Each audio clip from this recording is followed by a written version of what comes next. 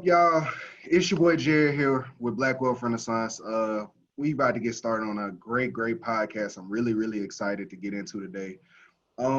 We posted some of this guy's content before, and he has a really amazing story that I just can't wait to get into and just get all the way finding out exactly how he went from A to Z with his situation, because you're gonna find out it was crazy.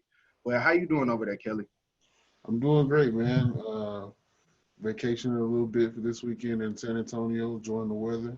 But I'm ready for this podcast. This is going to be an excellent podcast. We got a really special guest. Facts. So, coming from California, San Diego to be exact, a best-selling author, a Ramsey Network personality, a YouTube, I go as far as dang near calling him a star, Mr. Anthony O'Neill himself. How you doing today, Mr. Anthony? Man, I'm doing good. Thank you all so much for having me on. You know, it's just a huge fan of you all. I follow you on Instagram, and so I was like, yeah. When they told me I wanted to jump on this podcast, I was like, I sure will. Let's do it. We really appreciate it. For sure. We definitely appreciate it. And so I want to get like straight into the story. So I want you to kind of introduce the followers to how you got started. I know I was watching a video of kind of like your beginnings, and you were two t-shirts and some pizza, and it went just south from there. Right. So can you kind of let them know what's going on?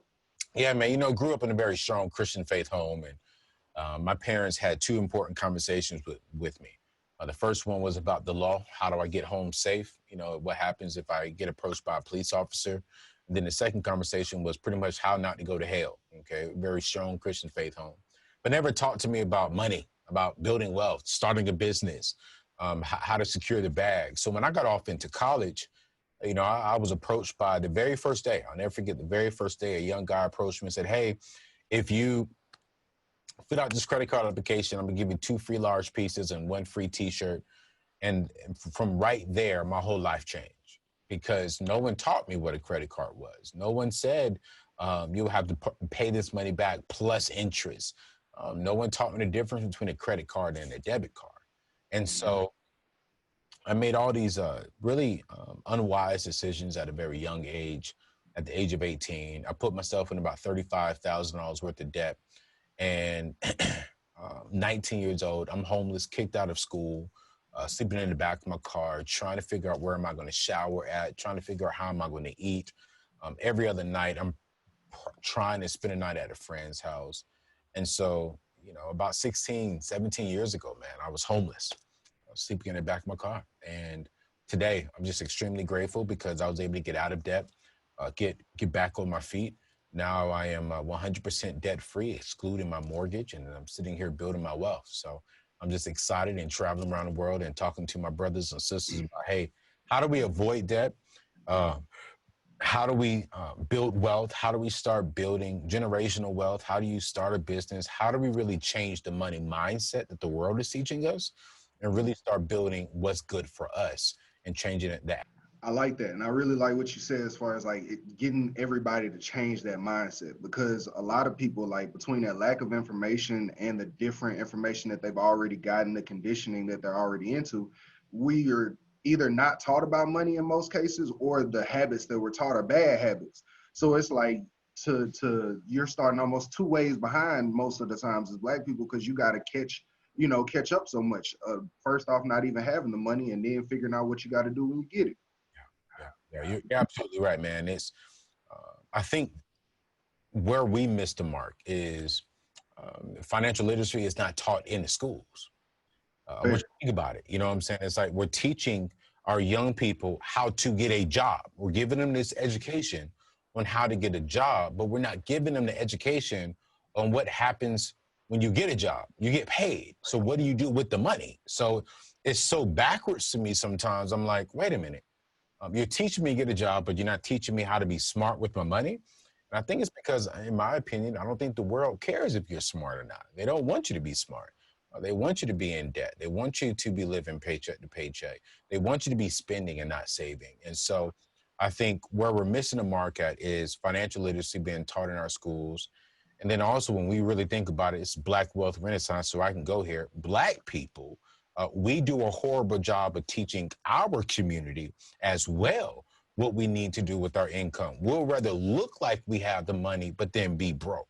We'll rather drive a big boy car and go home to sleeping on the couch or go home to sitting on the floor. We'll rather look like we have it all rather than look like we don't have it all, but we really do have it all in the bank. That's true. That point is huge. But between the looking like we have it and really don't, and when somebody does fail at trying to get it, we scold them for it. Yeah. We tend, as Black people, we tend to scold them for trying to go for the aspirations and become an entrepreneur or learn about financial literacy. And you might fail, you might tumble a little bit, but it's our job to uplift those people and keep them going towards their path. Yeah, we got to, man. I think within our community, what we have to do, instead of trying to compete with our brothers and sisters, let's support, let's push them up. Let's figure out how can we both benefit each other? How can we both celebrate each other's wins? If I see you all making millions of dollars, I'm like, yo, go make it. Teach me how to do it. If I'm making millions of dollars, I'm turning around teaching people, here's how you do it. But within our community, we definitely, I'm not saying it's everyone, because you have people like you all and people like myself, we want to see each other win. But from the culture, from the community, we definitely do have to stand behind each other. And speaking on each other winning, I kind of want to go into how did you get to being a best-selling author? You know what I'm saying? That's a good question. I believe that my network is my net worth. And I'm greatly so appreciative to be around some solid people like Dave Ramsey. I'm a best-selling author because of my network, because of my associations. To be connected to this guy in Ramsey Solutions, I was able to do some things that the average author is not able to do. I have an amazing team behind me. And so I think just dedication, getting myself plugged in around the right people, putting in the work, putting in the time, and just actually sitting down and listening more than I'm talking. I remember my first few years here, I sat down, I just listened to Dave. I was writing down a lot of notes. I was going home studying and perfecting my craft, perfecting my voice and my message. And so when the opportunity came and it was like, hey, we want to present you a book opportunity, or do you want to take it? I said, heck yeah. And so I'm already working on the next outline for my book, hopefully come out in the 2020 timeframe, 2022 timeframe. It's going to be another bestseller, I believe, because the information is needed. So, but that's how I became a best-selling author. How did that, I know you kind of hinted to it with the relationship with Dave and coming and listening to him. How did that relationship kind of spark? Because I know as far as kind of the following, they're listening to it. We started with, young guy and, car, homeless. Kind of, can you walk us through how we went from that to Ramsey Solutions? Yeah. So when I got out of debt, man, I actually told myself that I wanted to teach young people how to get out of debt and how to start, going to college debt free, graduate college debt free, avoid the credit cards, put more money into your bank account, start investing at a young age, start purchasing home at a young age. And so I started a nonprofit called Young People Succeeding. And I traveled around the world, spoke on stages like Bishop T.D. Jakes, Ebony Magazine, just did a lot of stuff with a lot of people because I'm just traveling. I had the opportunity to serve as an associate pastor over the millennial generation, youth and young people in Jacksonville, Florida. I was able to grow that ministry to about 5,000. And about 80% of my time was inside of high schools. I'm teaching high school students how to get a job. I'm teaching high school students here's how you start investing into a Roth IRA at an early age. So I'm teaching these young people about money skills. And so Dave and his team heard about me, heard what I was doing. And I was like, yo, we love what you're doing. Would you like to come over here on a bigger platform and really teach this to the world? And I was like, absolutely. So started that process and ended up here, still have a heart for youth and young people. That's really who I have a target for, that 20 and 30-year-old individual, because I believe if I can speak to them, then we can change the future generations. Well, I'm not going to lie to you. I just from a personal opinion, I appreciate it because I first saw you. So I took a personal finance class in college, and it was completely Dave Ramsey. Like from the beginning to the end, almost all it was just Dave. And then, you know, after that, I see Chris Hogan and different other folks, but it's like, I can't all the way just relate to them. But then it's like, wait, hold on. Anthony kind of look like me. You know what I mean? Like, that's like, we probably similar age. You know, I see the dating video and it's like, okay, no, that's something that people, and, you know, folks will laugh about it, but like, those are the relatable examples. I feel like we need to start to understand money to where it's like, okay, well, I was budgeting for my dates and I was budgeting for different things like that. You know what I'm saying? That like, that affects everyday people in the millennial age, you know? Yeah, absolutely, man. That's my thing. That's my main focus. I want to be real. I want to be relatable, and I want to be relevant to this generation. And I think sometimes experts, specifically in my space, we want everything to be perfect before we put it out. We want everyone to see the positive. And I think for me and my brand, I just want to be Anthony O'Neal. You know, I'm a proud Black man from a Black community, from a Black culture, who has the opportunity to work in a white culture. But it doesn't change who I am and where I come from. And so Dave loves it. They don't try to change me. My team loves it. And it's a white team, and they accept me, and they love who I am. That's dope. So, you know, I'm grateful for where I'm at. But yeah, at the end of the day, God made me Black, and I'm going to be proud that I'm Black. But I love all people. For sure. And that's dope. You spoke when coming up that you were in significant debt. Do you have any advice for our following on how to get out of debt? Yeah. Some debt paying strategies. The very first thing is you got to tell yourself you're sick and tired of being sick and tired. You got to tell yourself never again. I made this mistake, but never again will I borrow money. Now, let's just be real. Black Wealth Renaissance. Y'all about wealth. The average Black person is like, nah, there's good debt and there's bad debt. And I totally disagree with that. I believe debt is debt. Okay, bottom line. You know, debt is debt. If you borrow money, you got debt. There's no such thing as good or bad. Debt is debt. And so if you are in a significant amount of debt, here's the very first thing that I'm going to say. Number one, get a deep down vision to why you want to get out of debt. Don't just say you want to be debt free. Don't say you just want to, build a house or get that dream car or get that Louis Vuitton bag. No, go deeper. For me, it was, I want to change the community around me. I want to impact culture. I want to change the future generations. I want to leave a legacy for my family. And so when I have that deep down vision to why I want to get out of debt, that never ends. I will always be going after building generational wealth. I will always be helping out my African-American community.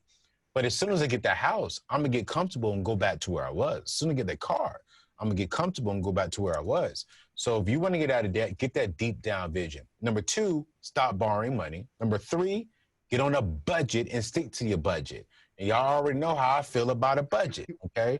So if you want a budget and a beautiful young lady or a handsome young man come up to you and they're like, yo, I want to do this, and this is outside of your budget, you stick to that budget. Just because you're on a budget doesn't mean you're broke. It means that you're wise. So rich people, I've been around Dave, and I seen something cost $500, and he's like, nah, that's out of my budget. This is a guy who makes $500 probably every 30 minutes, and he's like, out of my budget.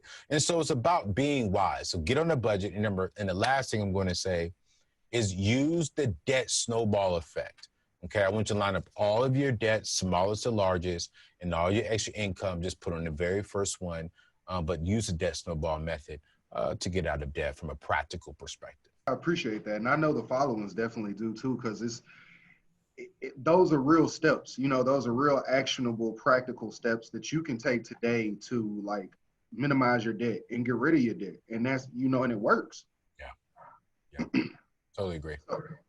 Did you talk about more of that like in your books and in the upcoming book? Is that what you're talking about, like paying down debt or in Debt Free, it's actually a book for young people and parents who have young people who want to go to college debt free. We all know that the average college student graduates about $35,000 in student loan debt, and some with six figures. And so I got sick and tired of seeing my young brothers and sisters come up and they're racking up all this debt, trying to get an education but they're starting off their life in reverse rather than actually moving forward. So Debt Free Degree, which was the #1 national bestseller book back in October, that book is a step-by-step process on how you can get a college education 100% debt-free without borrowing any money.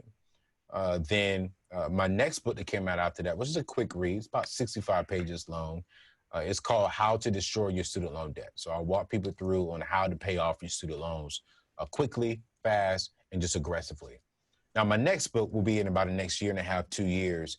It's going to be something around the money mindset. It's going to be something around really debunking some of the myths and some of the stuff out there that is taught specifically to that minority and to that low income culture, because we're taught, hey, get a good credit score. We're taught, go ahead and finance a car for 0 to 2% interest rate. Hey, go ahead and get that 30-year fixed rate loan. There's a lot of different things out there that, use their money to make you more money. Don't worry about paying that debt, pay all this. So I'm really just going to really go after the mindset that I had to flip. And so I'm really looking forward to that. We're in the process of writing it right now, but it's going to challenge a lot of people because I do not believe in debt at all. I do not believe in borrowing money. The only thing I am okay with people borrowing money for is a house. But if you want a Beamer, you're going to save and pay cash for it. If you want to put some stuff in your house, you're going to save and pay cash for it.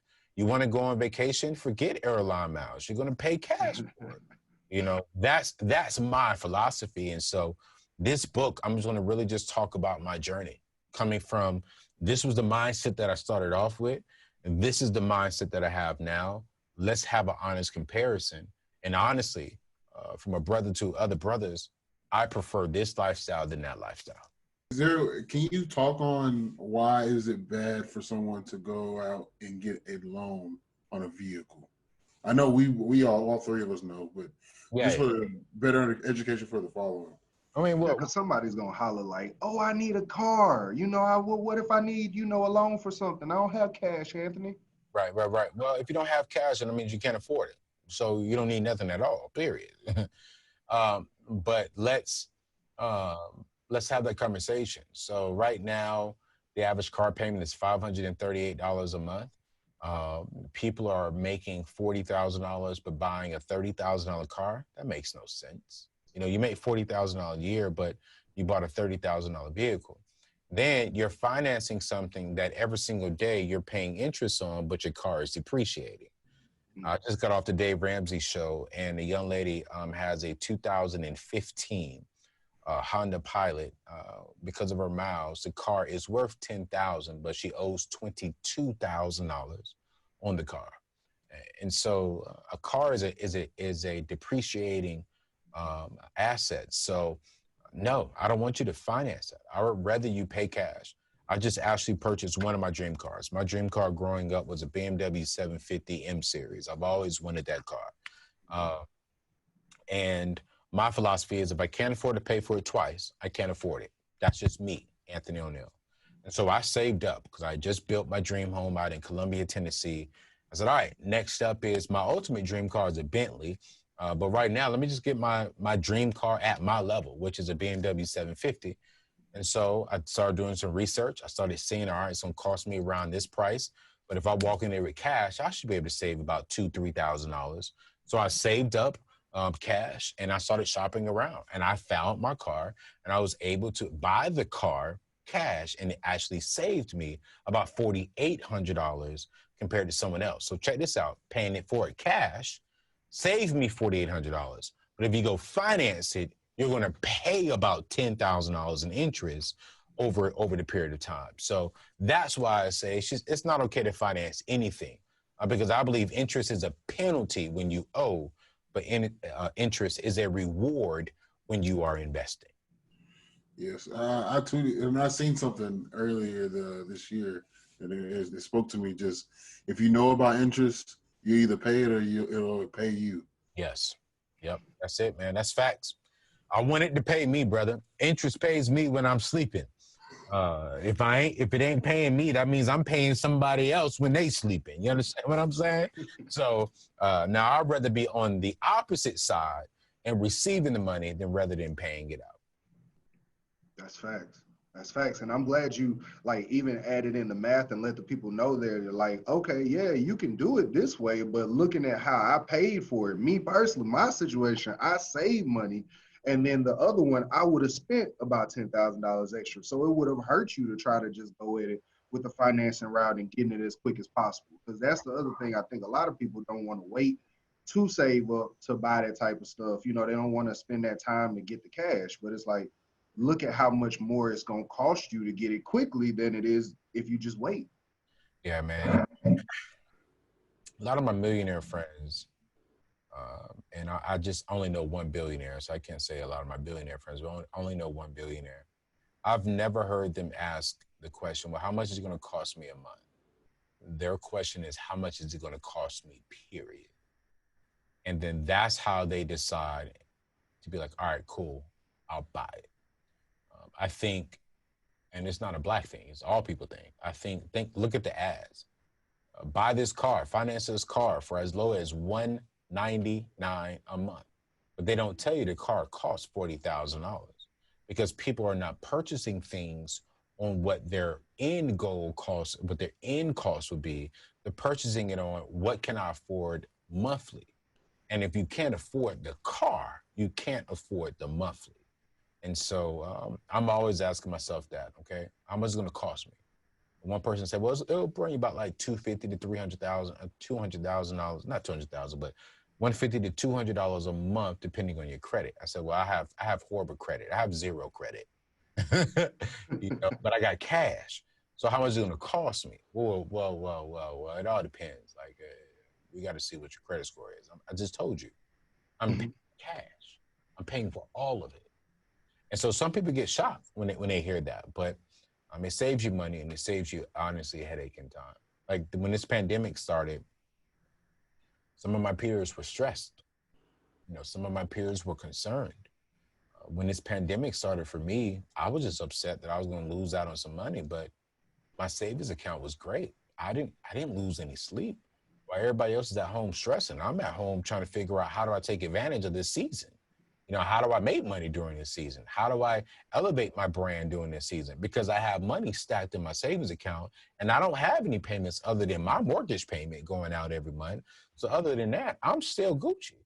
So that's why I teach what I teach.